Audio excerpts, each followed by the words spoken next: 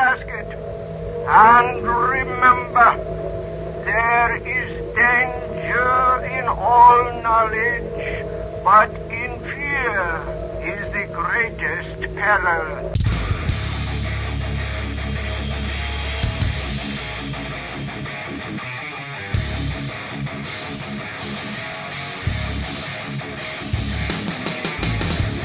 Welcome, everybody, to the SuperHouse Podcast. This is Andrew, and I am joined by Stefan. I am Stefan. And Maddie will be joining us later on in the podcast when we do the commentary for the first Dinosaurs cartoon, the first episode for that. But before that, we're getting... Saturday mornings. Yes. We started a new thing. But before that, we're going to go to our main segment, which we are entitling this something to the effect of Doctor Strange and the Occult.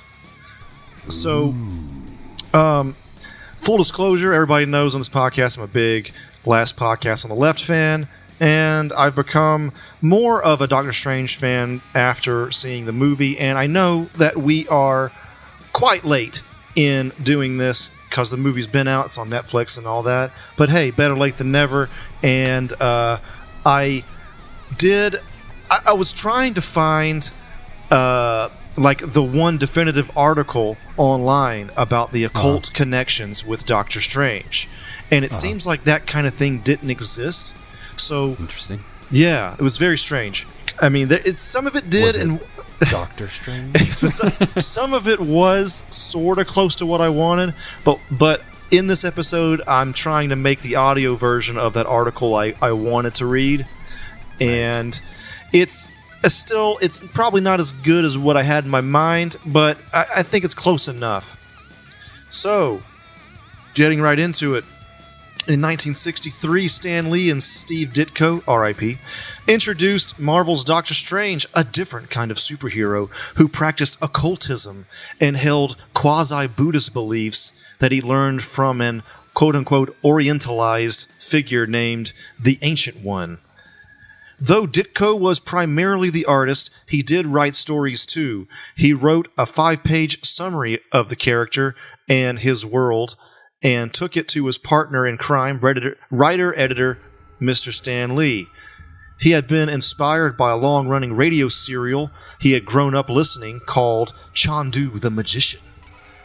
And this is the summary of Chandu the Magician. And these are radio serials, man. This is way back in the day, like in the 30s.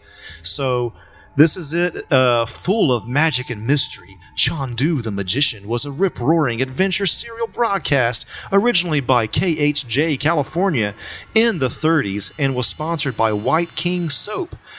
And this is a little factoid here. The term soap opera comes from the fact that many of the original radio and TV serials were sponsored by soap manufacturers. And wow. Yeah. Hell yeah. Yeah. The series ran for over great. 3... Kudos, Andrew. Yeah. Series ran for over 3 decades and even spawned a couple of feature films starring Boris Karloff. Holy shit, dude. Yeah. Chandu? Chandu the Magician. Oh, Both man, there's apparently a couple incarnations, and it says here both incarnations of the series featured adventures of the character Frank Chandler, also known as Chandu, an American who learned mystical arts such as astral projection, which he used to fight criminals and other villains. Holy crap. Yeah, so... I bet you can find it online, too. I bet you can find archives of Chandu. I'm going to look for that. And such a good segue you have there, Stefan, because boom, there it is. If you could take a quick look at that, we're going to listen. Go to right at the 10:42 mark. Oh, man, hell yes. What a treat. What a treat this is indeed. I listened to the first part, and I tried to find the best, best part to kind of start this off with. So if you go to 10:42, that's kind of 10 minutes, 42 seconds. That gets you to a real good spot. And before that, like at the very beginning of this, if you want to go back and listen to it, it does, I think, have a soap commercial. And it's like, ladies, you will just love this soap. And back to Chandu, you know?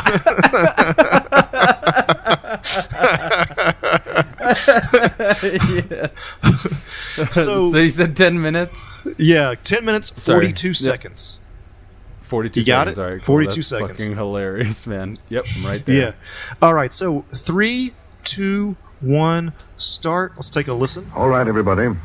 Look into the crystal. Look, Dot. Hey, there's that funny sound again. There's something in the crystal. It looks like clouds. It is clouds. Over a big lake. You're looking at Dal Lake in the Valley of Kashmir. In India? Honestly? Lotus flowers. What's that? It's like a crystal The ball, houseboat. right? Oh, yeah. And there's an old man sitting That's what it sounds cross-legged like. on the deck. Who is This it, is Uncle so Frank? crazy. Watch closely now. Oh, there's another man with his back to us, with a sun helmet on his head. Talking to the old man. Frank, it's you. The other man is you. Frank, that's John Doe, bro. Listen, Dorothy. Yeah, holy Listen.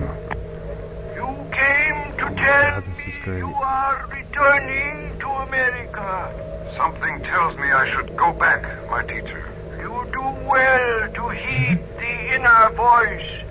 Sit here beside me and look. Tell me what you see. Hey, he's got a crystal ball just like this one. And Uncle Frank's looking into it. sound effects What and did you everything. see, Uncle Frank? I know. How'd I they do saw that this back house. then, right? And you. Yeah.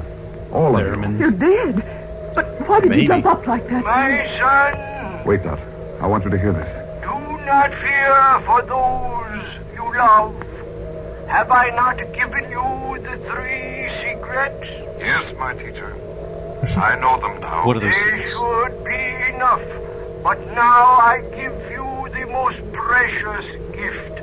The emerald casket of the 3 times 3. But it is yours, my teacher. I need it no longer. I am going to a higher place. Take the casket Yes. and remember, there is danger in all knowledge, but in fear is the greatest peril. I know.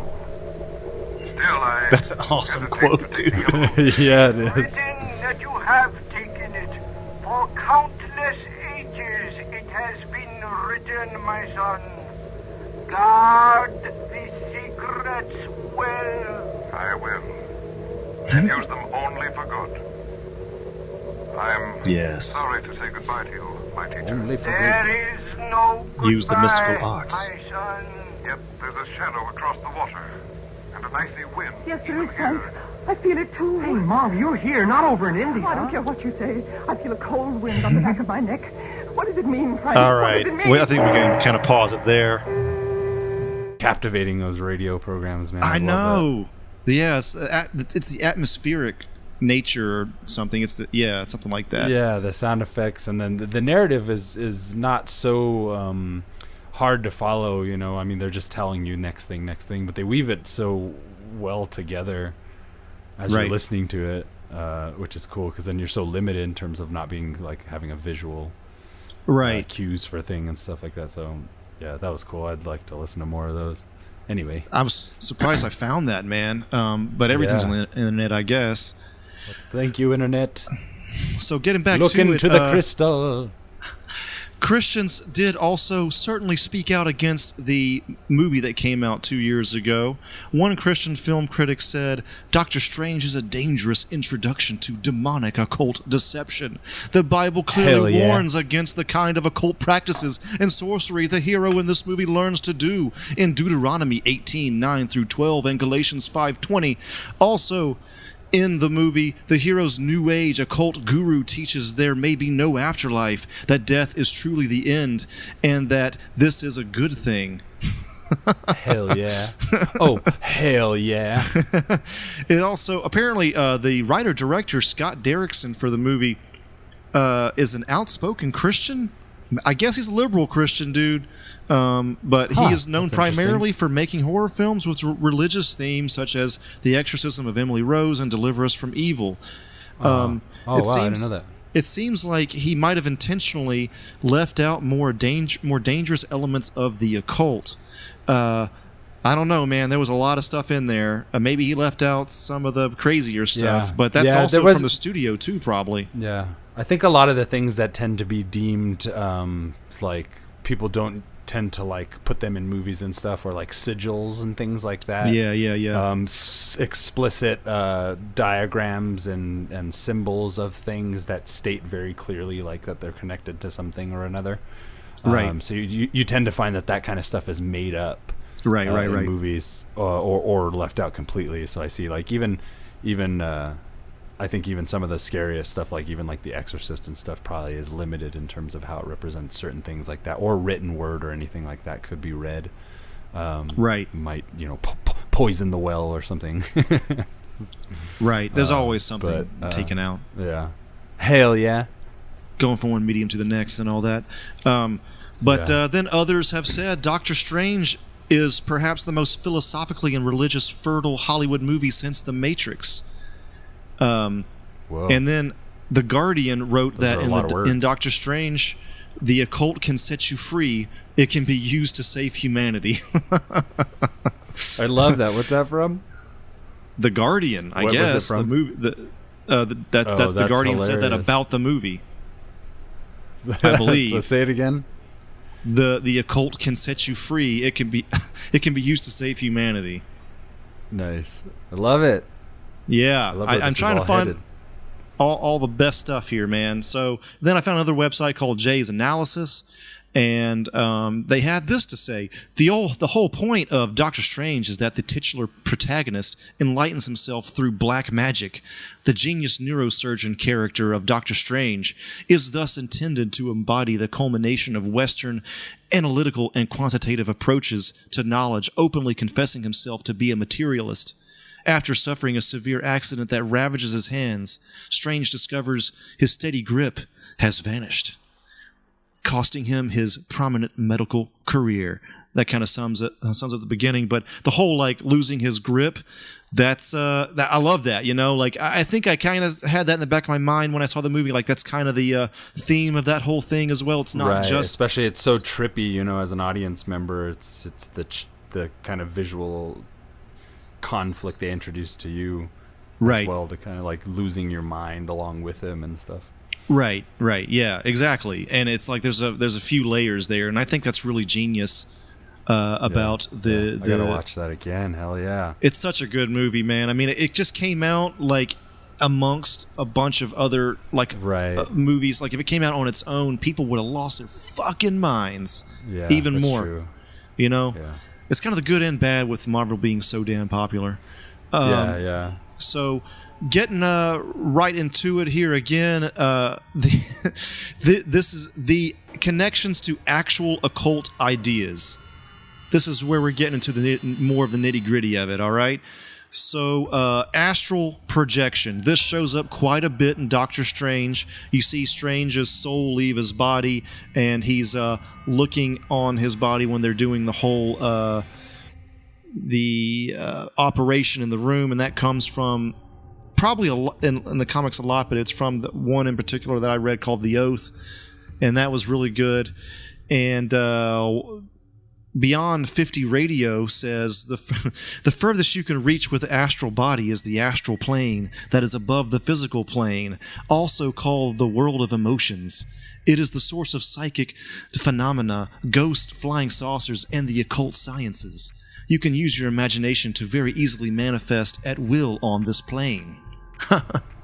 Yes, everything you just said, hell yeah.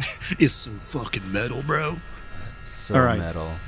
Trippy metal. This is like prog metal, bro. Pretty much, yeah. Astral projection or astral travel is a term used in esotericism to describe a willful out-of-body experience that assumes the existence of a soul or consciousness called an astral body that is separate from the physical body and capable of traveling outside it throughout the universe. And I'm talking about that astral booty. The astral plane. Fucking. So it shows up in several lineages. I have a couple here. So in Western, I guess European, it says according to classical, medieval, and Renaissance Hermeticism, Platonism, and Theosophist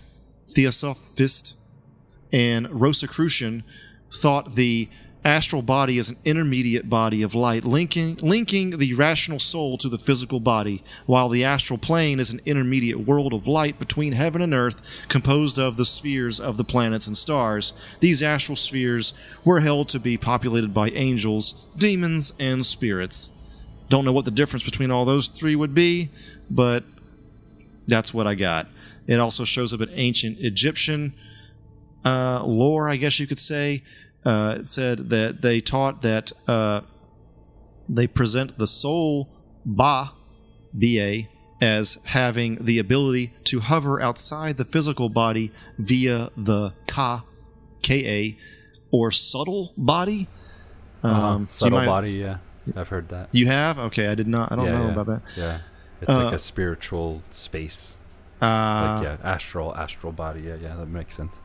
I have a book, a New Agey book on astral projection called Limitless Mind by Russell Targ. Oh, shit. My mom met this dude at a 2012 summit in Cancun. Oh, shit. And she got this copy of this book about astral projection. Like, pretty awesome. Your mom's into a bunch of freaky shit, right? Yeah, she's like a New Agey hippie shaman lady. Nice. Yeah, she's pretty cool. So I'm pretty weird. Cool. Yeah, they say a lot of the Western magical practices and things like that come from just straight up shamanism. I'm not exactly sure how that works. Mysticism didn't really carry itself over, from when mysticism started to been sucked out of like the more westernized ideas of spiritualism that came with the colonials and whatever, post-Roman. I don't know what I'm talking about. I like those words, dude.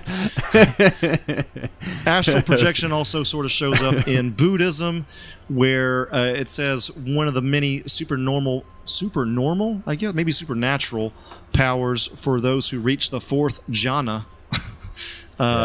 So, and then it's how Luke stopped Kylo Ren at the end of The Last Jedi. Exactly. More or less. If you also, and I think this is my own personal interpretation here, but moving into the next part here about sacred geometry, it seems like there is some, what do you call it? Like you see the geometry in those like symbols around his hands, right? Yeah, definitely. Shit like that. So I first Archimedean platonic solids. You know what I'm talking about.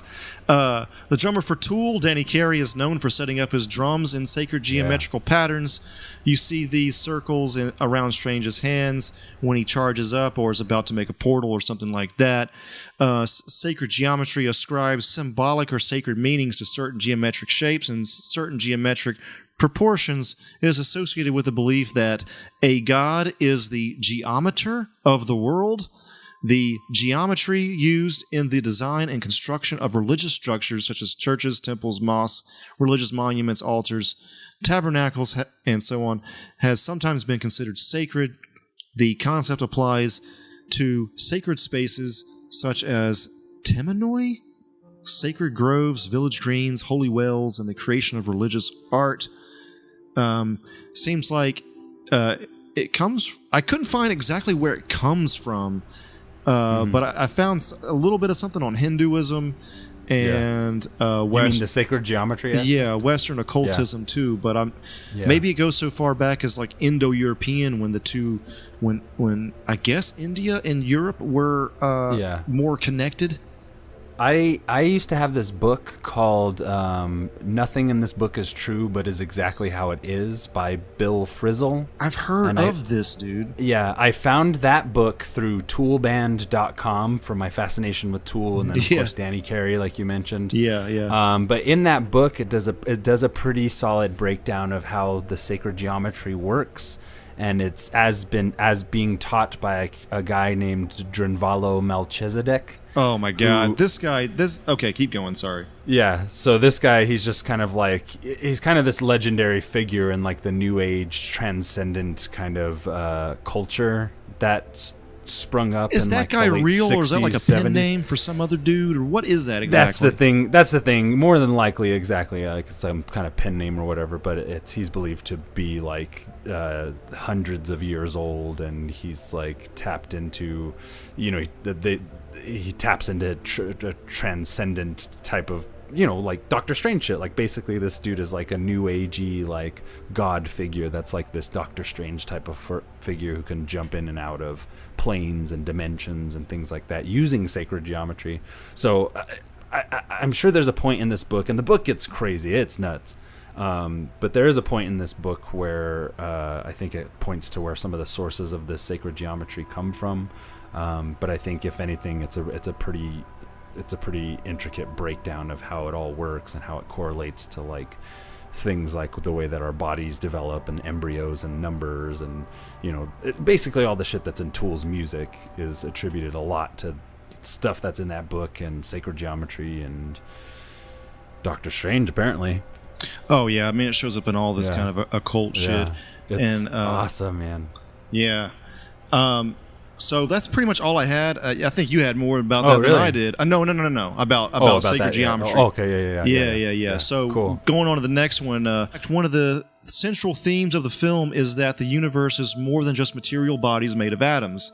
At the beginning of the film, Doctor Strange only believes in science and rejects the reality of the spirit, but after he experiences astral projection himself, he can no longer adhere to strict materialism. So this kind of goes back, I guess it's like a core theme in the film and in the comic book as well. And I guess it's just saying that there's nothing really concrete I found on this, but just the fact that I guess a spiritual plane exists and that this relates to astral projection and all that, and that can really change how you think about if you have a scientific materialistic worldview. And anytime a main character is forced to change how he thinks about things is always good drama. The next one here is called Strange Sorcery. It says, thus, this is a world where evil is real. Magic allows Doctor Strange to open up portals to other dimensions, but the Ancient One warns him that while some worlds are benevolent and life-giving, others are dark places filled with malice and hunger for destruction. That's all on that one.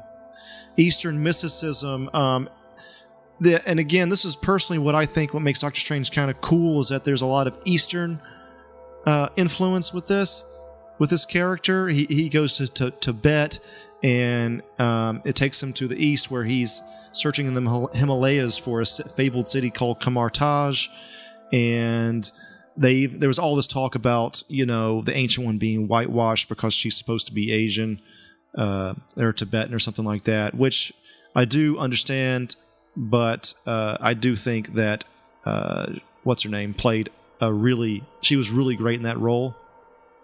Really excellent in that rain scene. And I guess just the basics here is that the Eastern mysticism would be different from Western occultism. And I think they used to be, it seems to me, and again, I've only done cursory research on this, but it seems to me that they used to group them kind of together. It was like anything that wasn't Christianity was evil and occult. And like even Buddhism had like some evilness to it, and like looking on that now, to me it seems like that's silly, because if anything was on the good side of the Force, I would say it's Buddhism. Right. So right. Yeah. It's just strange to me. Probably their ideas of like afterlife and reincarnation and suffering and stuff like that probably seem fairly wicked, especially deities embodying both good and bad. There's not like a black and white type of stance. In some cases you have morality plays in, and I mean it's a religion that doesn't talk about Jesus karma whatsoever. So it's I think people were much more fundamentalist than they are now. I mean, it still take the average embraces Christian, the average fundamentalist Christian now. That's how a lot of people were back then. Yeah. So if that was more of a majority than anything that wasn't that, then they would consider evil, I guess. But yeah, I find it kind of strange. Yeah, and, I think and it I'm has from to the do Bible with Belt. death and the afterlife. Really, I think it's like if you don't agree with the way somebody thinks their afterlife is going to be, it's a clear attack to the ego. You know, that's where it's all based. It's like, you know, I'm not going to really die all the way. You know, a little bit I'll die, but not a whole lot. You know, like the whole like reincarnation and all that. Yeah, with everything that you could possibly believe, I think it's fair to consider that nothing is also a possibility. So it kind of takes you to that mindset. Yeah. All right. So more info about the Ancient One. Her first appearance, Doctor Strange soars to meet the Ancient One in the vastness of Asia. I think that's a quote there in 1963. In the second Doctor Strange story, the Ancient One lives, quote unquote, somewhere in Tibet. Oh yeah, that was from issue 110 to issue 111. 4 stories later, he resides in India, land of mystic enchantment. That would be number 115. So, I think it was mostly a dude for the longest time, and now it's an androgynous type of character, probably Asian androgynous in the comics. The Ancient One? The Ancient One, yeah. So, and then, of course, let's talk about it, drug usage. The out-of-body experiences seem to be exactly inspired by DMT and acid specifically. This is influenced from the comics, which were written in the 60s, and that was taken to the movie as well. And also you do see Stan Lee with a copy of The Doors of Perception by Aldous Huxley in his cameo in this film. And Stefan, you've done DMT? Yeah. So please regale us with how accurate this is. And this does relate to the occult because it does seem like the occult is very cool with drugs. So this all ties in, everybody. It's like peering into a window, you know. A lot of the imagery of infinite kind of things, when you see like a lot of rippling infinity type of imagery, you know, repeated imagery kind of things. You get what I mean? Like a fractal imagery. Yeah, exactly. When you see like fractal imageries or repeated things that express the idea of infinity, is something that kind of runs through your head when you're going through that experience. So, you know, I would say, when our reality starts folding in on itself and stuff like that, and you get this really odd angled, just unbelievably angled reality right in front of you and kind of being repeated or having the mirror effect where they go on into infinity. That's something that I think is evident there. Did you feel like you had an out-of-body experience? Yeah, definitely. You're like you're floating in a space. The most accurate I could put it is there's a Tool video for the song "The Pot," I believe. And there's a space. It's off of 10,000 Days. One of the videos off of 10,000 Days. But you see this infinite space, this infinite kind of like chasm, and it's got a really like red grid-like structure to it that just stretches on and on and on.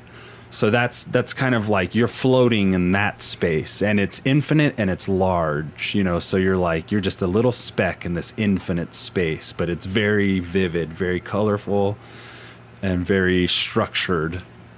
Or like Interstellar, that imagery at the end with like, you get a lot of that too. It seems to me that a lot of the occult stuff, and I have done some research a lot on this recently, a lot of it just seems like most of these lineages, these practices, they don't really believe in like actual spiritual shit in a way. Like they don't believe it's fundamentally real, a lot of them. Maybe some do, but it seems like a lot of it has to do with just opening the mind.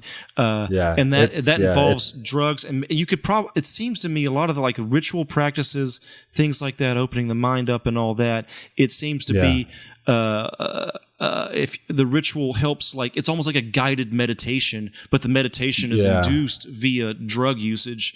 And And like, there's stories that I've read about this white dude was asking this Buddhist monk about the mandalas. A mandala is like this that big, like kind of like ornate fractally type of pattern. Maybe the original monk that made it thousands of years ago was on shrooms or something. I don't know. Yeah. And he asked, like, is this spiritual or whatever? And the monk said, well, not really. We just use it to expand our mental framework. If you just look at it and like meditate upon looking on, again, I might be saying this wrong, but from what I remember in this book, it said like it's not really like spiritual in the sense that they think an actual spirit exists. It's just about expanding the mind, which I think is very interesting. And a lot of like the chaos magic and all this kind of shit, it seems to be self-hypnosis, dude. Like that's kind of all it is. So me as a guy, if you're a new listener to this podcast, I'm an agnostic atheist where I believe there's no God, but I don't know there's no God. So that's kind of where I'm at, and I'm skeptic towards all this occult stuff too. But the fact that it is, it seems to be that even these guys don't really believe it in that sense. Like like if you go to like a Satanism.com or something like that, it's all one of the first sentences is "We don't worship the devil," stuff like that. And then again, it does seem like some do, but it seems like the bit, like a large part of it is just expanding the mind. So, am I off on this at all, Stefan? I think it's a well observed. I consider myself an agnostic Gnostic. So, and at the core of there's different types of Gnosticism too, but at the core, I think of what I've derived from it is kind of like letting go of preordained stories, and kind of take what you need from these things and move it along and kind of build your own story around how reality works, how your life works, what the meaning of it is, and blah blah blah. Movies like The Matrix and Fight Club have like Gnostic themes. Westworld is considered a very Gnostic show, if that's making any sense. You might need to expand on that later, but that seems like a whole other podcast. Yeah, definitely. But also at the same time, it's just like I think there's the mysticism aspect of things is where I think a lot of what you're talking about, the spiritual side of things, comes into play, because we don't really address the mystical aspect of things anymore, because that would play in our imagination. That is where that lives, and our spirituality is a function of our psychology, I think. So we have these metaphors and these ways to express, like what the monk is talking about, like these ways to express our understanding of mental expansion, but also the grasping on to themes, characters, figures, symbolism that is attached to whatever that story is, that narrative is, or whatever. So I think it's valid to say that a lot of this is like kind of like a self-hypnosis, and it just goes to show how powerful the mind is. Yeah. And this is stuff that The Matrix plays on, the Fight Club plays on that as well. It's a psychological turn at the end, but it had us all convinced. We thought the reality was they were two separate guys, or The Matrix. Right. We feel trapped in this space, and we know we're something grander somehow, in some way, psychologically, spiritually, mystically. So yeah, I think it's with chaos magic seems to be like kind of the hacker culture of spirituality. It's that whole deal is like it's like the book of results and all that kind of shit. Like it's like the self-help magic. And again, we're using this in the self-hypnosis type of magic that we're talking about. A lot of people would like to think it's all spooky and stuff, but it just, to me, it doesn't seem like that. It's just it's like a conscious expanding type of thing. I honestly don't even know why there's so much dark imagery associated with a lot of it, because it's propaganda. It's I guess so. I mean, like that guy. Again, I've done a bunch of research, man. Austin Spare. I think he was up there with one of the originators of chaos magic. He, I don't know if he was like all that dark. I mean, I don't know. I mean, I have to do some more research, but I think a lot of chaos magic stems from old witchcraft practices. And even in biblical books, anytime the like witch types or clan-like sects or whatever of other religious tribes and stuff like that were always referred to as being like the old religions. And those ritualistic things that were based on intention and the way that you saw, the way you perceived life, the way that your decisions had an effect on the way that your life kind of like plays out in front of you. All those kind of ideas become consolidated and recycled into different types of witchcraft, chaos magic, and like Wicca, and modern Kabbalists and stuff like that, where it's kind of this similar ritualistically based means of kind of manipulating reality to your whim. So there's also what this article wanted to talk about was time as well, where in the movie Caecilius says that death is an insult and we humans should be above time.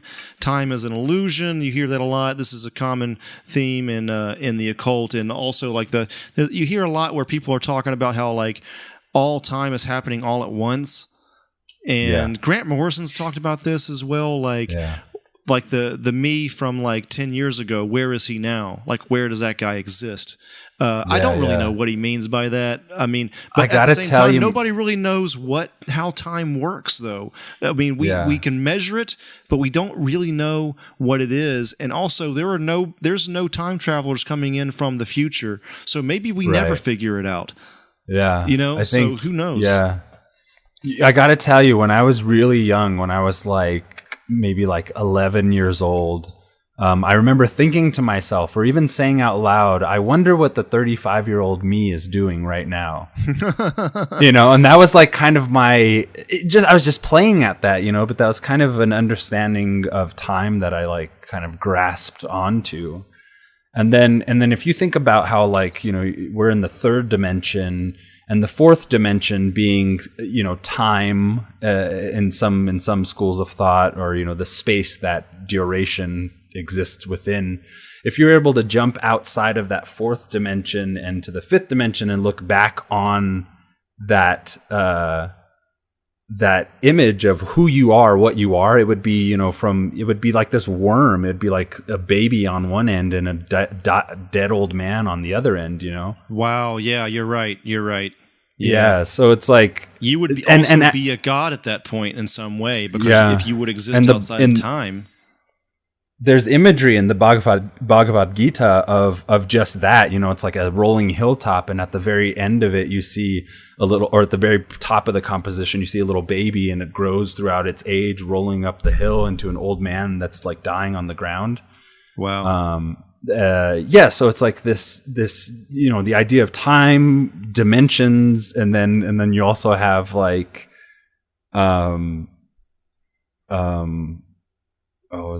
idea that time's happening all at once and stuff. Like I think about this kind of stuff during the day a lot. Yeah. I think I used to think about it more, and I don't know. It's like after I kind of settled down in my personal search and just kind of found out what my worldview is, I've kind of cooled my jets. I used to do it all the time, especially when I lived in Japan for some reason. Yeah. But I still do it from time to time, and I do think there's more to learn from quantum mechanics and whatever comes from that. Yeah, and the quantum, definitely. I don't want to say realm, but at the quantum level, it seems like there's a bunch of nothing firmly exists. Things are only probability. It seems like that's as far as what I gather. So shit like that is pretty fucking nuts. And I wonder if there's more to that. And dude, I don't know. What if our consciousness are somehow connecting to other dimensions? I don't know. I think about that, but I don't really put much stock into it as well. Yeah. Well, and then when you have mind-altering substances and stuff like that, it really helps to convince you of the framework you've already built prior to that. You know what I mean? Like whatever your belief structure is, those things start to kind of congeal together. The overarching kind of spiritual or mystical or emotional perspective you have of the world is pretty well influenced by those things, I think. But they stick with you too. It's not like, when you have like a really profound thought when you're tripping acid or something, partly if you write it down too, but I've had like mind bending kind of like trails of thought that just like, I don't know, it's an interesting experience, man. It's amazing. Of what the kind of resolutions. Valentine's Day 2012, I tripped acid with a couple friends, and it was probably the most like epic. It was probably the best trip I've. I don't know. It's hard to say, but it's one of the best trips I ever had. But anyway, long story short, I remember we were driving home at one point. The acid had well kicked in. We had just been dancing or running around town or doing something. But I remember looking out of the car, music was playing, and we were driving home, and I remember looking out of the car, and it's just like, it was like Akira. The streets just stretched on forever, infinite, and stacked up above you, and there were lights everywhere, and it was just like, it was like the opening segment to Akira, honestly. And then I remember when we were getting home, they were parking the car, and I started freaking out because the cars were like dinosaurs that we drove around. They're like headlights. God. The headlights were like eyeballs, and the body of the car had like scales on it. Everything was like slimy, and I was looking around at buildings, and the buildings were alive too. Like everything was alive and kicking and moving. And and I remember we were parking the car, and it was like, I was like, no, you're gonna hit the other one. Like, you're obviously an idiot when you're on these kind of substances. You got to be in safe spaces with people you trust, always. But I just remember, those things. It was a great trip after that, and whatever. We hung out, listened to music, and I drew and whatever. But those ideas of like, these like animals that we get into and out of, and like just thinking of things in these like odd ways and how amplified they become. And then, if depending on what substance it is you have imbibed, your visual sense of things is altered, and it's like Doctor Strange. All right. Beyond50radio.com. This is kind of like a floop-de-doo kind of new agey kind of site, but I think I quoted them once before already here, but it said, the past, present, and future are all occurring at once in this moment because our physical body is part of the third dimension. Our ego mind exists, can only... this is hard to read, actually. Our ego mind can only perceive experiences separately, meaning one at a time. If you were to operate from your soul body's awareness, you'd be able to see beyond the constructs of the mind. Damn. Worded very well. Again, yeah. It's probably from drug experiences. That's just what my skeptical brain tells me, but still, I like it. Yeah. Sounds good. Who wrote that? Beyond50radio. Beyond50radio.com. Yeah. Levitation, also a part of the occult and Doctor Strange. I guess you could say that Doctor Strange doesn't necessarily fly, he levitates. And I couldn't find a specific instance of this in the occult. There's probably some like rituals or some shit where they try to get somebody to levitate. Remember The Craft? I've actually never seen that, man. Light as a feather, stiff as a board. Light as a feather, stiff as a board. Oh, man. I feel like I've heard that from friends, but I never saw that. Yeah. But yeah, that's pretty much all I got on levitation. And then grimoires. Yeah. Ooh, I love that word. Grimoire is a textbook of magic, typically including instructions on how to create magical objects such as talismans and amulets, how to perform magical spells, charms, and divination, and how to summon or invoke supernatural entities such as angels, spirits, and demons. I was once told personally that the Necronomicon was in itself a grimoire because you were trying to call forth Cthulhu and shit. It was Lovecraft's own version of a grimoire. Yeah. And these show up quite a bit. And I think that book, some of the books, if not all, in that library in Doctor Strange are grimoires. I'm not exactly sure. Maybe some aren't, but he is calling forth things. So there's that. And we'll get to one of those in a minute. We're almost there. And then one of the other elements, chakras and the Key of Solomon. They talk about lining up his chakras in Doctor Strange. If you take yoga, you've probably heard this term. And he's talking about mastering the Key of Solomon. Strange decides to delve deeper and into the darker rites, taking it upon himself to don the all-seeing eye necklace that allows him to fast forward and rewind time itself from the grimoires of his order's ascended masters. I gotta read more Doctor Strange, man. Doctor Strange has fucking got it all in there, bro. Awesome. Yeah, man. And then there are the elements that are more unique to Doctor Strange. What I've listed before were what influenced Doctor Strange, and that are elements that they put into Doctor Strange. But now I'm going to talk about elements like Sanctum Sanctorum, basically his Batcave. Sanctum Sanctorum is Latin for Holy of Holies. It was a term created in an effort to describe the tabernacle of ancient Jerusalem, a place reserved for the holiest of men to share the same space with and communicate with God. So to share the same space with God, that's his Batcave. So that's very, it's a lot heavier than the Batcave, I guess you could say. And then there's also the Vishanti. The Vishanti are a trio of supernatural godlike entities who act as patrons for the Sorcerer Supreme and defenders of the Earth realm. They are apparently part of Earth 616. Yes, Marvel does do different Earths. It isn't just a DC thing. And they have the Book of Vishanti, which I think is a grimoire. It's the most powerful White Order magic spell book, and many of them have counter spells to other magic disciplines. I guess counter spells to black magic spells. This is in the comics, or is this in real life? It's in the comics. It's in the comics. This is a comic thing. Probably influenced by many buy things. That book. The book is marked with the seal of the Vishanti, and it contains extensive knowledge introduced by several powerful magicians, such as the information collected by Agamotto. That shows up in the movie. That's the necklace, right, that he has? And that is, it says it's Agamotto regarding his discovery and mastery of the 3 paths to enlightenment. Again, the enlightenment shows that it is Buddhist, more Eastern tradition there. And so there's a whole, what they call Marvel, I don't know if this is like a real term, but they talk about Marvel cosmology. There's a whole spiritual side. There's the cosmic side, the spiritual side, the earth side. There's all kinds of shit going on in Marvel and DC.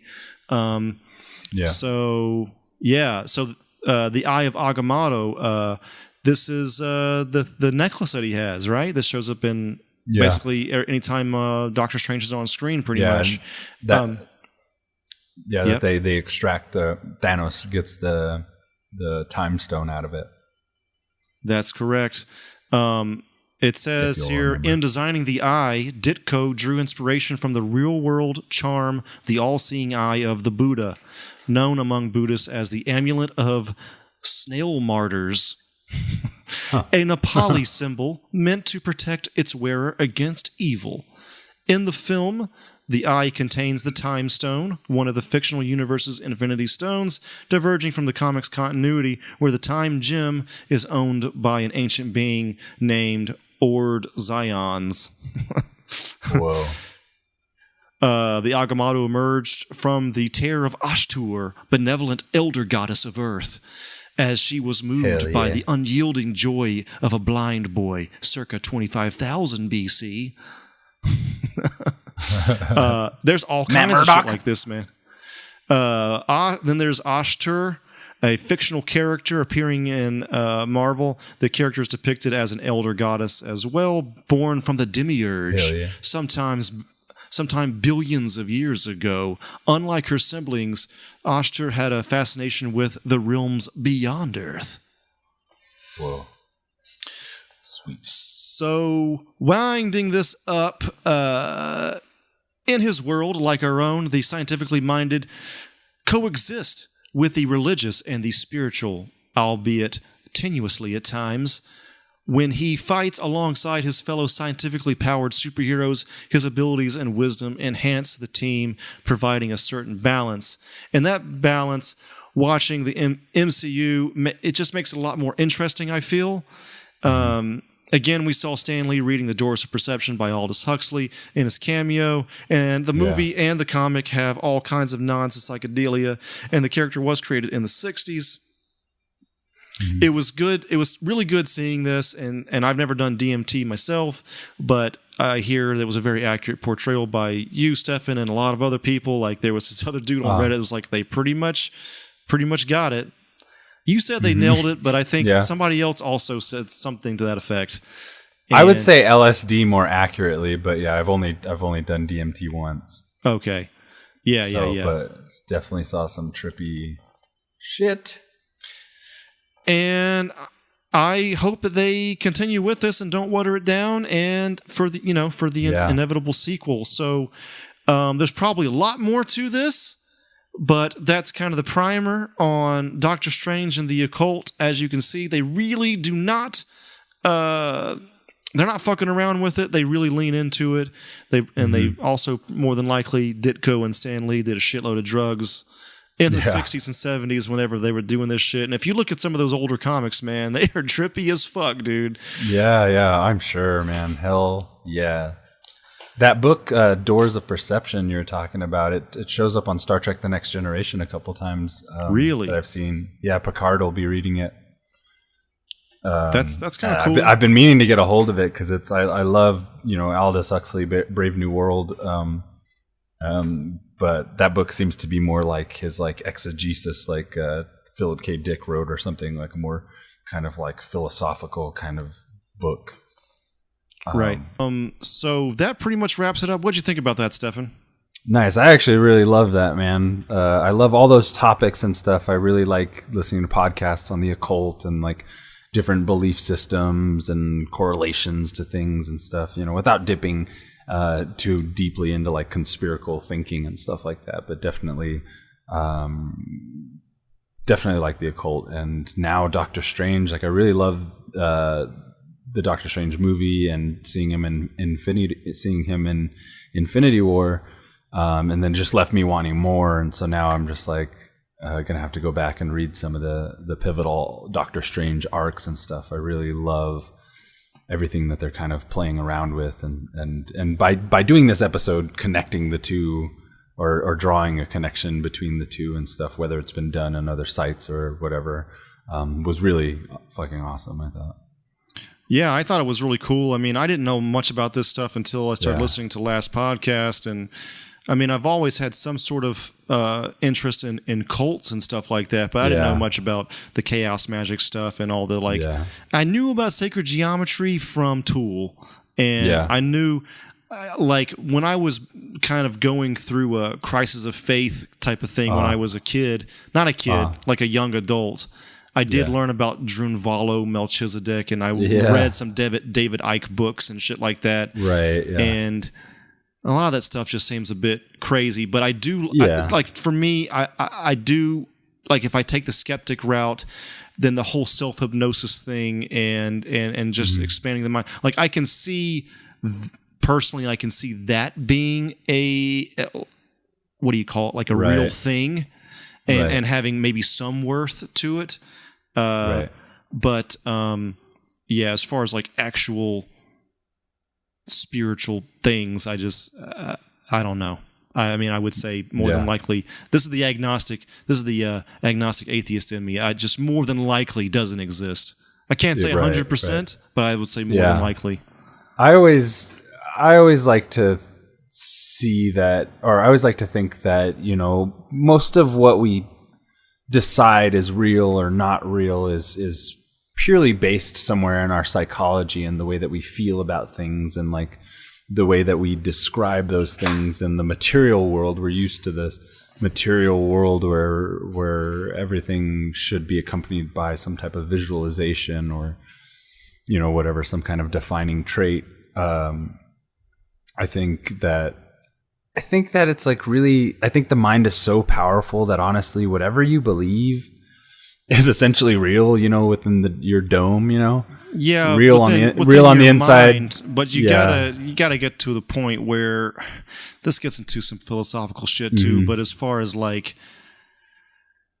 if like pretty much everybody is seeing a tree look pretty much like a certain way, then more than likely that tree exists. Yeah, and maybe in some thought experiments it doesn't exist. I mean, I don't know. I think that's just like, God, this is a whole other conversation, man. But I think more quantum science will start to lend to some of the ideas that have already been expressed. Once it was poetry, and now it'll be mathematics. The same. That's true. Yeah, I mean, idea, that's a very good quote there. Yeah, thank you. As we advance and we get more to the level of like the building blocks of not only life but of reality and what we understand about the atom and molecules and stuff like that, the more we understand about that. And honestly, there's a great understanding of those things. It just happens to turn out it's pretty boring. It's pretty simple mechanisms that drive those in order to drive what we see as being really monumental and pivotal. And the thing about humans is sentimentality and like the personification of things, or the worship of things is all the very human aspect of how we approach these kinds of questions and conundrums of life, because I guarantee you the birds are not sitting there like, why are we here? What's the meaning? You know what I mean? It's not part of their intelligence, and it's not within their aspect of the ecosystem that we all exist in. And so I think, humanities make life special by applying meaning. But a lot of people don't want to arrive to that conclusion because it kind of takes the magic out of it all. But I think the cool thing is that we can continue on with that. We can tell stories, and we can make, Doctor Stranges and new characters and new ways to express the story as we see it playing out. Because truthfully, like when you look at science fiction and fantasy and stuff, some of the stuff that is speculated upon in novelists' writing and stuff like that finds its way into our reality somehow, or is based on something. I feel like fantasy draws a lot more from the past and speculating on past events, and science fiction speculates more on the future. So you get this kind of... Well, I mean, science fiction usually deals with just science, too. I mean, that's why you can't really classify Star Wars as science fiction. It's more science fantasy. It's actually almost entirely fantasy, just in a sci-fi setting. Right. I mean, all down to the point where you have knights and princesses. So, and then Star Trek is more of like your general sci-fi. And but yeah, going back to what you said, like kind of a little bit earlier. Well, at least tangentially, like back to the skeptical take too. It's like, welcome to tangentially. Yeah, there's I've heard of people talk about like demons just being like if you're depressed, that's a demon. If you become not depressed, then you have conquered your demon. People use this colloquially a lot, but that might be kind of how a lot of like this occult shit is like tries to function too. Like if you the thing is though, it's not science, and if you really are depressed, you need to fucking see a doctor. But then some people don't do that, and they try to do. A very small percentage of people, I think, but it seems like they're gaining.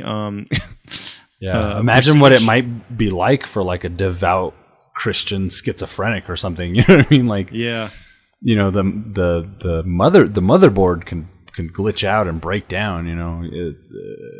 It just as powerful as the mind is, it's really fragile as well. And sorry, go ahead. You were going on to something. No, I mean, it's just like if just see a doctor, but some people are just Right. they'll be like, well, they'll try to conquer the demon via these self-hypnosis Right. Oh, I see what you mean. Yeah. magical things, and then Yeah. and then they'll do that, or you know, Yeah. Yeah. I think. like Yeah.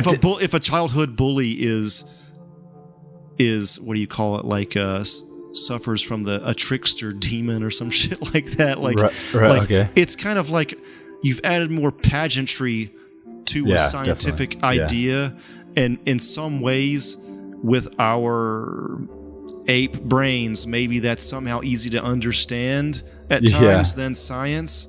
So if you can understand it more, then you can conquer it more easily. Yeah. Does that make sense? I think. Yeah. Definitely. I think that's kind of like at the crux of our entire ability to sustain civilization is based on whether or not like some aspect of what we believe is correct. So that ends the Doctor Strange and the occult part of this episode. I hope you guys enjoyed it. Stefan, I'm glad you were here and we were able to fucking really go deep on this stuff. And maybe a little bit different from a lot of our movie review episodes and our interview episodes, but we do like to do this every now and again. And we are making a playlist that right now is just called SuperHouse Info on SoundCloud. And it's less about reviews and more about information like these episodes are. So we'll probably do more of these in the future.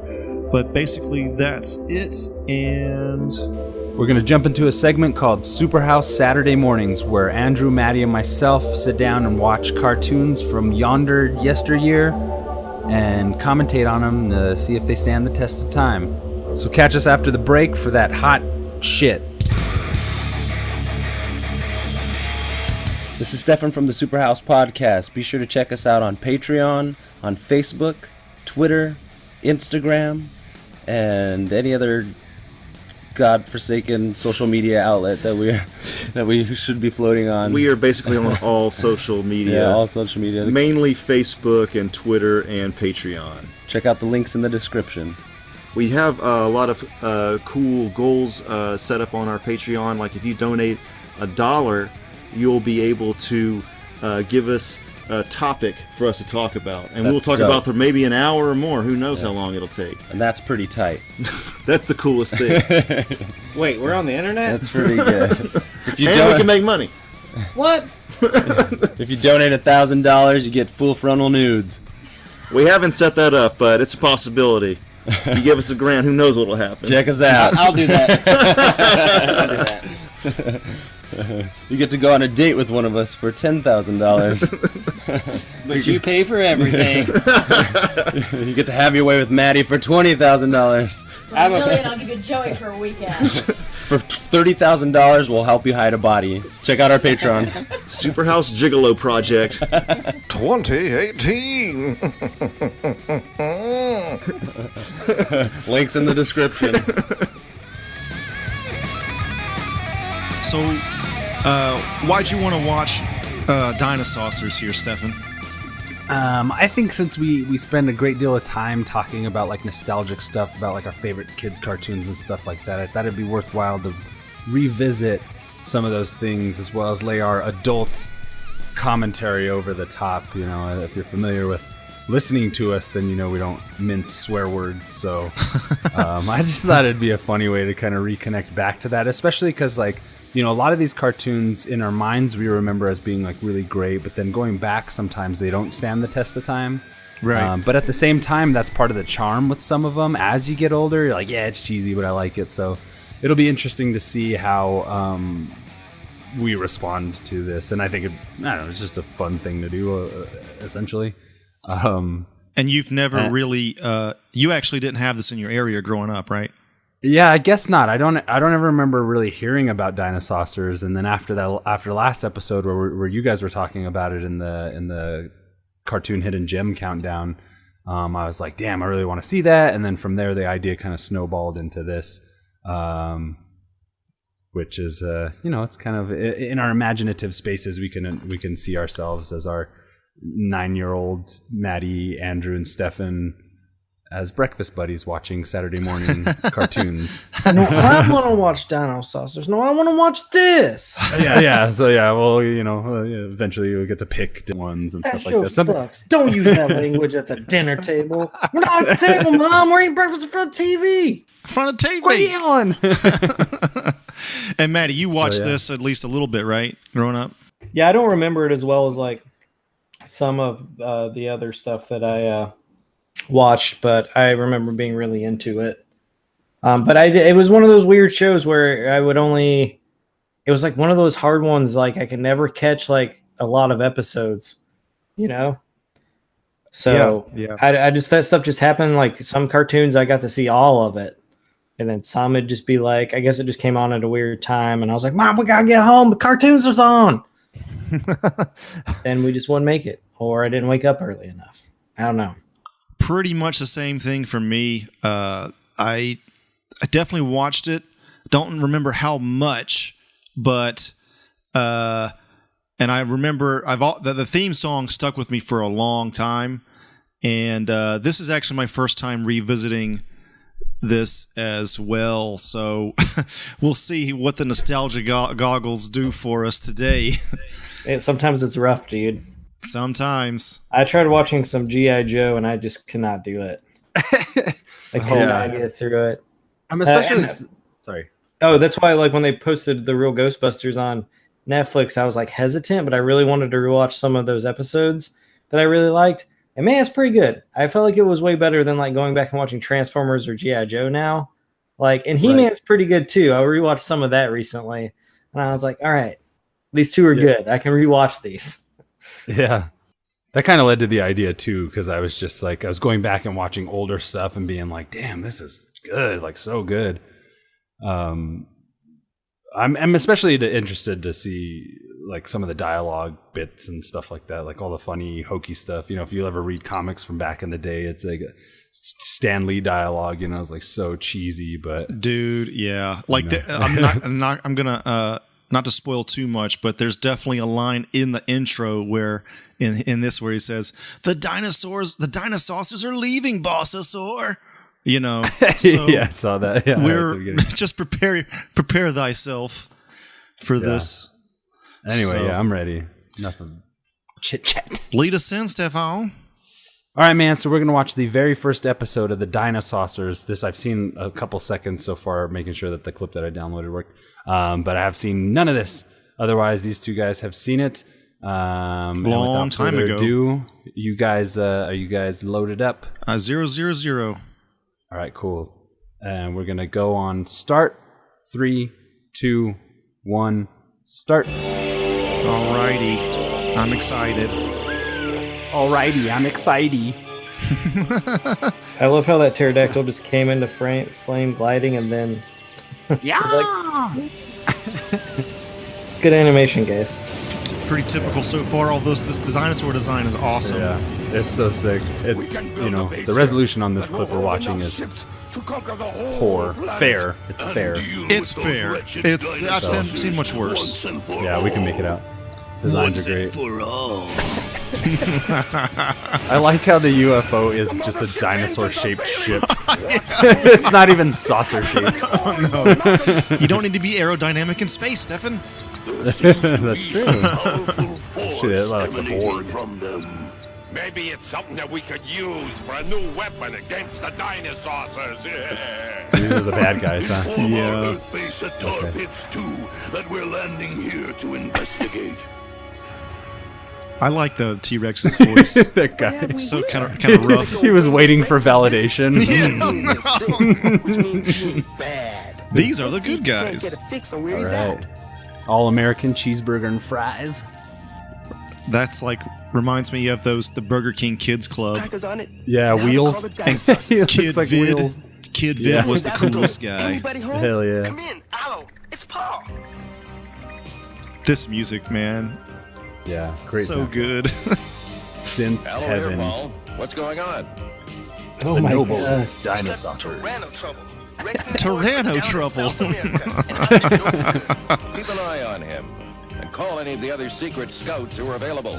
We'll They meet had you at your such a like headquarters. righteous sounding voice for all the heroes. Yeah, that's what I was thinking too. Yeah, everybody we just saw was like super coarse, and we have machinations of evil, and then these guys are like, "Where's my toothbrush?" Whenever you watch Thundercats, it's Lion-O's like, "All right, Snarf, let's go over there."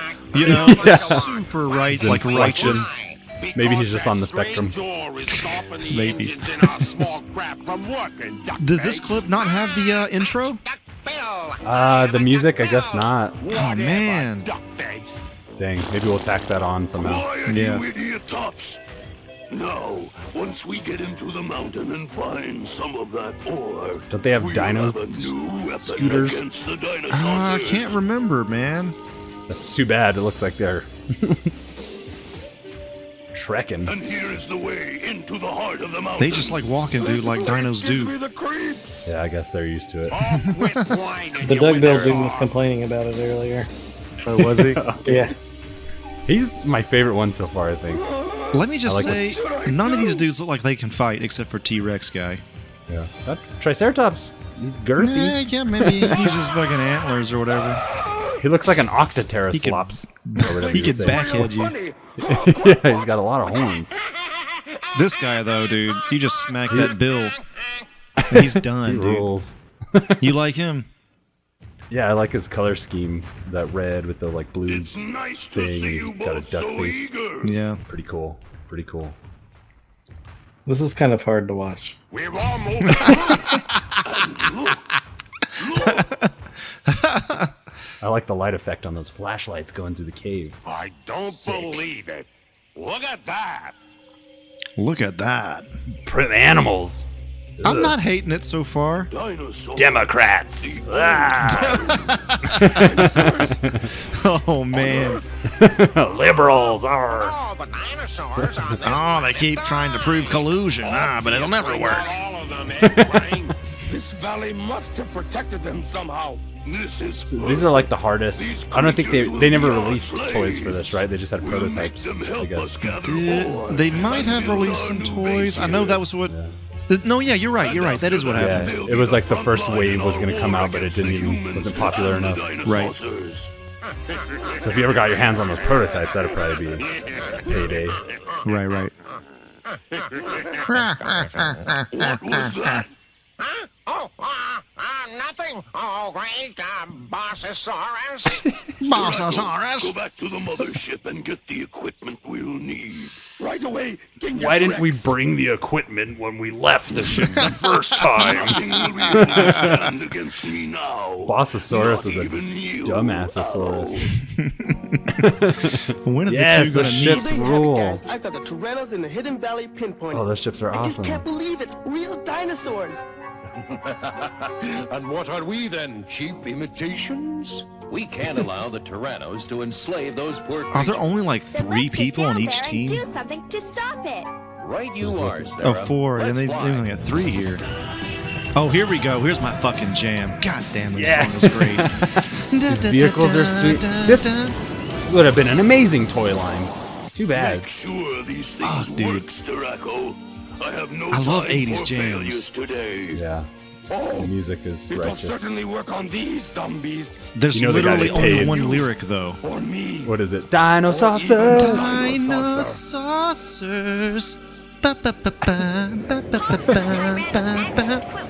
That's it, but it's enough. That's all you need. Cool, man. Hidden Valley either. No, we'll have This to is do what great. the Tyrannos did. Walk in. And from further Yes, away, dude, don't flying want their motorcycle. ships to be ours. Well, It is cool. there's a It is likely cool. looking spot to land. That 80s design where it's sort of blocky, Uh-huh. I love it. Like the old Ferraris and shit.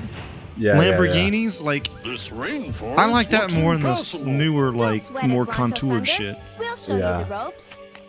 Darren Aronofsky would have called them trucks in space. Like the lady said, my man. Nothing to it. Just But make I like it Tarzan. too. I don't mind trucks in space. These humans have a strange way of doing things. Yeah, when things are too slick or too shapely, sometimes like newer cars seem to just I be don't becoming think more so. curvy. Let's go then. I just don't know. Yeah, maybe it's just from the age when we grew up or something, but it's just Whatever happened to It's Cutlass kinda cool. Supreme? Oh no! To thunder! Quit hanging around! Oh my god. Funny. Looks like even highly evolved dino aliens are I'll stick to walking. dumb as tar. There's no way these guys built a spaceship, dude. Hey, look at that. It's tar. Oh my That's god. probably one of the things that attracted the Tyrannos here. She's hot. She's 14. Yoga bro. pants. No, she's not. She's Their 21. lifestyle. Yucky. What I worry Whoa. about is what their lifestyle's gonna do to this nice jungle. They'll probably want to turn it. Hey, wait for me, guys! We're over here, Bronto Thunder. Come on! Where? Where did you all go? Oh, brother. If the Right. other dinosaurs have friends like mine, no wonder they're almost extinct. Dang, that was cold. What did he say? He It's all said Russian tangles ahead. if, No way to something sleep. about him having friends like if the real dinosaurs had friends like But it does mine, look no terribly wonder they're thick. extinct. How are we going to get to the valley in time to save those dinosaurs from Genghis Rex? It'll take forever to bash our way through this stuff. We may not have to. It doesn't have roots. Can you believe this? It's all air plants. Let's go, everybody! Hey, What are they doing? Oh, I remember this. I can't see! How did they get under the grass? Like carpet. All right, be careful. There still might be a What are they Tyranno here after? somewhere. They're both after the same thing, right? The MacGuffin, as it were. Yeah. They're trying to save They're those up to no good. dinos that can't talk. Oh, right. Oh yeah. Gotta pay Holocron. attention, guys. Dinocron cube. What was that? Mom, Stefan, and Andrew like aren't paying Tonto Feather attention. I don't snore. Never mind that. Come on. He's got He's really- the teeth were right. They were all rounded. He's very sensitive, the Brachiosaur. Yeah. Brontosaur. No. What's up with this guy's lucha mask? I love it.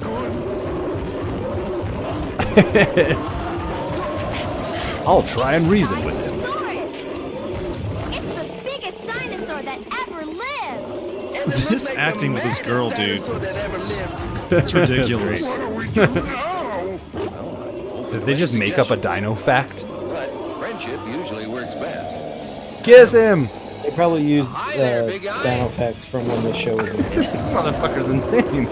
Yeah, it's kind of He's got- terrifying. Don't No be one afraid, knows. we're There was no friends. information given on how the show works. Know what I'm Yeah, I saying, guess that right? was the opening sequence that we missed. The opening Or sequence the is just danger like you says could be that in. they all met the dinosaurs and their lives changed or something like that. We became the secret scouts. Now, Brachio, collar it. Brachio, hell yeah. Oh shit. Yes. They're going to enslave these dinosaurs, dude. Oh man. What is your Should've just bidding, got- my master? Get all the rest of them collared. Then take them through the cave and start them working on the tar pit site. Right. Right. If they're trying to They're build all headquarters just or doing something. what Rex makes them. That was quick. They can't help it. The Tyrannos have put collars of control on them. Collars of What are control. An old invention of the Tyrannos. They use them to control Damn the Saurians back Tyrannos. on Reptilon who don't agree with Reptilon. them. That's a great name. Collar makes Yeah. whatever wears it a mindless slave. You've got to stop mindless this. slave. Quickly. But how? Those collars have to be disabled. To do that, There's still we 9 need the minutes of control this box. left. Rex is hardly going to just let you walk up and take it, though. That's it? But Maddie, that's your just fucking what he's gonna do. commentary is my I'm favorite. gonna evolve myself back to my ancestral Allosaurus shape. Oh Mix it with the man. Earth dinosaurs? You can't. He'll put one of those collars on you. You might not be able to fight off its effects. Let's find out. I'm gonna try to get that control box. I'm gonna go ask him to put one on me. I kind of want to see what'll happen. Now, to Dynavolve myself. Whoa. Dinovolve. Oh, here we go. What the? Oh shit, I This show forgot has about this. everything. I forgot all about this, yeah. What? They Stay just go. close, all. No, he can Don't still worry, talk. Allo. We'll You can turn from a dinosaur into not on me. a dinosaur. Get those poor dinosaurs free. He's just naked now and bigger. My dino dick is I fuck in this form. Sexual assaultosaurus. Shoot the one without any pants. Time to dino evolve. Oh shit! You got fucked up, You did dumbass. exactly what the guy said was gonna happen. Not for long. What does that mean? The Dinovolve effect only lasts a few minutes. Then he'll turn back He's into 20 Owl. times dumber than he would be. Rex's control box in time. Then he'll The change caller back won't to be able to himself, read his brain right in front of waves. Rex. And Rex will have his worst enemy as his slave. That guy needs to stop smoking. This big one to work. Come on, we have to get that collar off Aldo before he changes back. Oh my god, More dude. trouble. Looks like a water hazard. Oh, moving water. Come on, Poindexter, make a bridge. There aren't even any vines. That's a relief. And I can't swim. I'd say we have a problem. Not as big a one as you think. Bronto Thunder, I know you've been having a hard Bronto day. Thunder. No more tar. Of course not. I wouldn't ask you to sit in any nasty I want to walk old across his car. neck, right? Oh well. In that case, Now here's I'll what do I whatever want you to want, do. cause you're a girl. Human girl. I don't think this is going to work. Oh, come on, big fella. It's for Allo. We'll never sneak up on the Tyranno from behind if you don't Allo. come through. Oh, all right. But hurry up. This water is He's grumpy. Here goes. cold. Ow! This water's cold. Yeah. Jeez, I seriously doubt he would even feel that. Hang on, BT. If he Dinovolved himself, he would be fucking humongous. That's true. They just keep jumping on his head. Flies him Said right it only in the lasts a few minutes. Look at those teeth. Hey, cut it out. That's You can't terrifying. stop to eat right now. It's not fair. The only good thing that happens to me all day, and I can't enjoy it.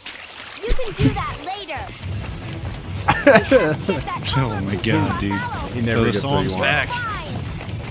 Are you sure she's just a teenager? This time, I'm gonna get it right. Yes. Shia LaBeouf. Oh my Kingdom god. of the Dino Skull. Oh man. Ba, ba, ba, ba. Oh, what happened, bro? I need my jam back. Oh shit. Get fucked up. Happens when you try and control nature, bruh. I think some of this music is very similar to the real Ghostbusters music. They just have the same coked up synth god making the music for all cartoons. I never sleep. This animation's pretty good, from what I can tell from the low res bit. to put the collars dig it. on them. Ah, you're no fun. You're Steve Buscemi. Stefan, you gotta work on that voice, dude.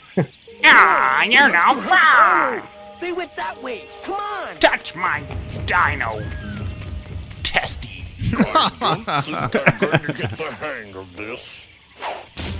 Get the hang of If you this. hang around with me, you will. Gotcha, bitch.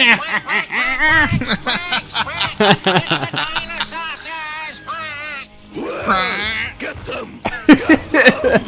We got stuck in this tree! I think that T-Rex is to be in a metal band, dude. Allo should have Yeah. changed back by now. Wrong career path. I think it's the collar. We've got to get it off him. You think it's a collar? No shit. Let him.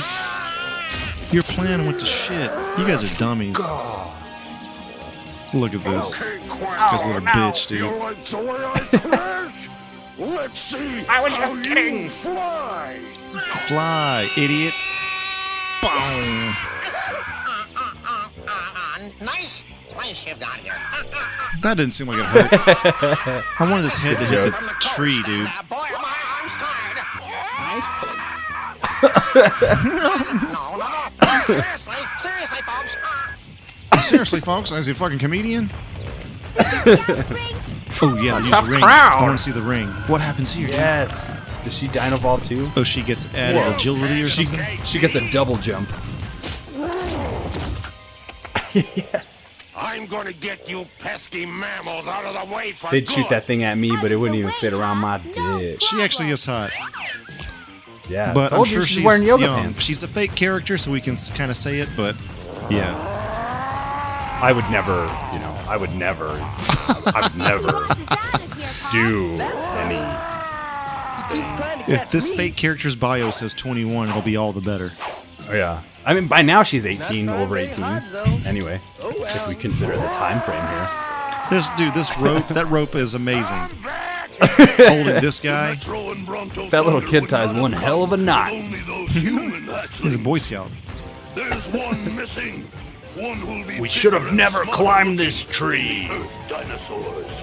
One who can fight the control collar and So this Once my arms grow back to size.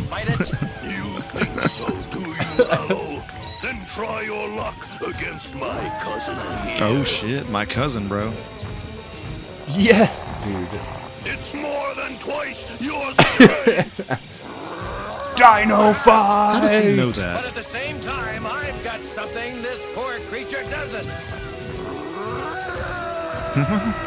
Common sense. I've got twice the brains. Aw, you're dead, idiot. Aw, dang. That's sad. I feel bad for that dino. Give up the control box, Rex. Yeah, I know. He's just mind controlled. Genghis Rex, dude. This kid is mad daring. I'm into it. He's dope. Both of these kids, they don't give a flying F word. This show is woke as fuck. All right, there's woke. no white guy in this. I'm a woke wook. Yes, what a. They're giving the Thunder Lizards a run for their money here. Oh, what's going on here? Damn. Music, dude. The dance number. And this is Thriller. If they end up dancing, dude. That These motherfucker creatures are needs smart enough counseling. to know who made them into slaves. If I were you, I'd leave before this big one here decides to step on your ship. Yes, dude. There'll be another time, Allo. But not right now. Mammals. You know what? What? Tomorrow's gonna be pretty nice.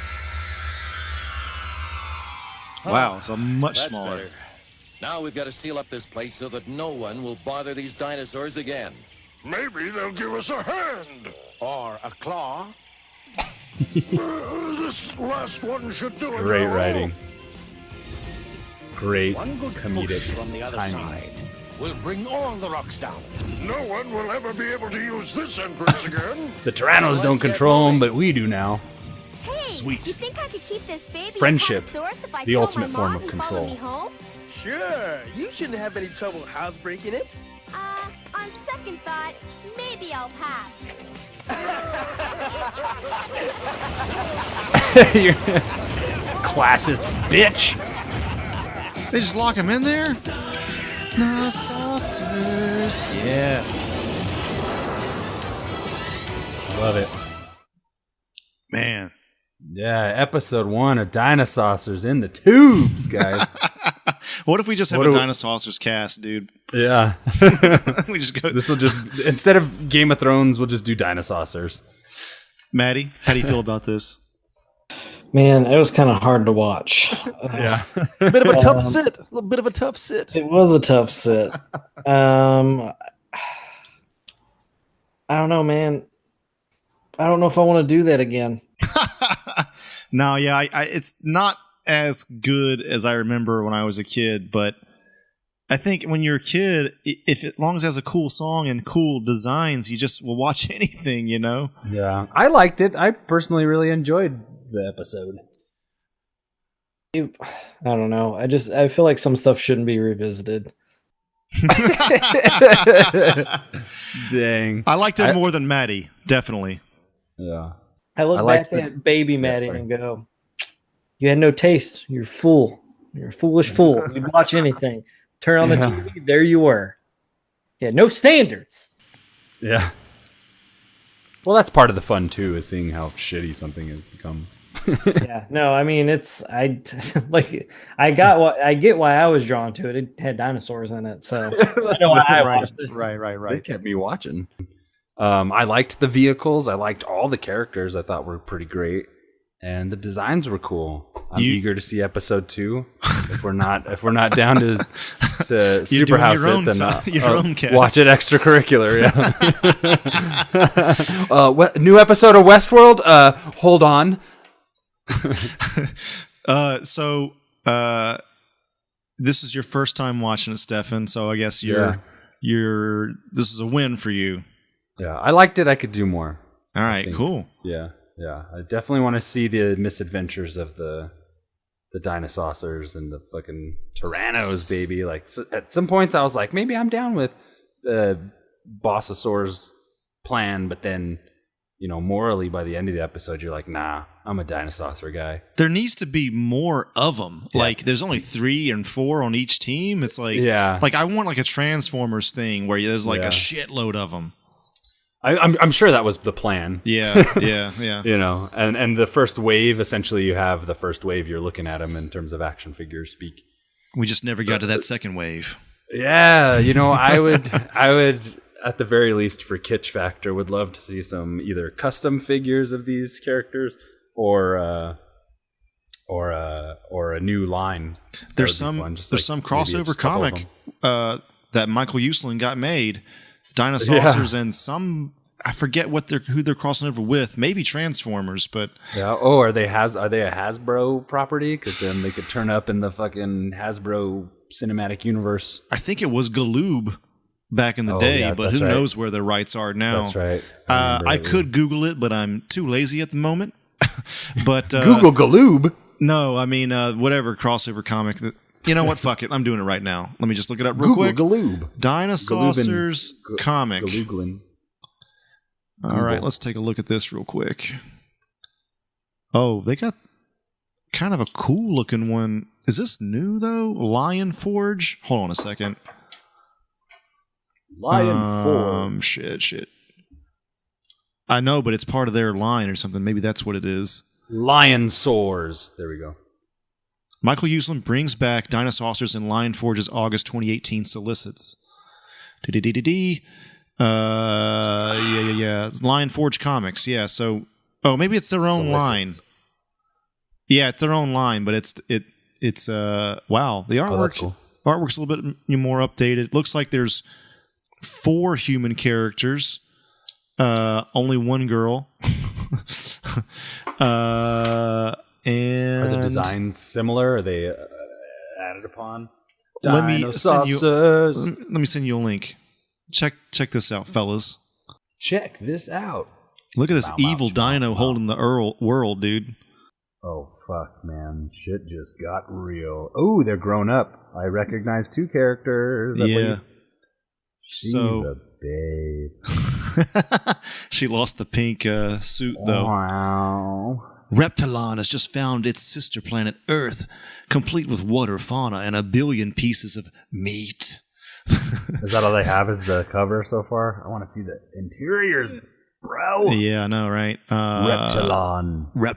That's cool. I mean, they had good names and shit. This evil dinosaur has an interesting plume of fucking hair feathers or something. It don't look stupid.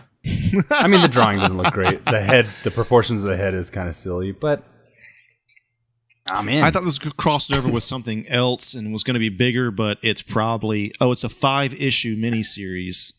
I will be read comic onlining that later when it comes out. Yeah, the solicit or whatever is out. I'm not fully familiar with comic book speak.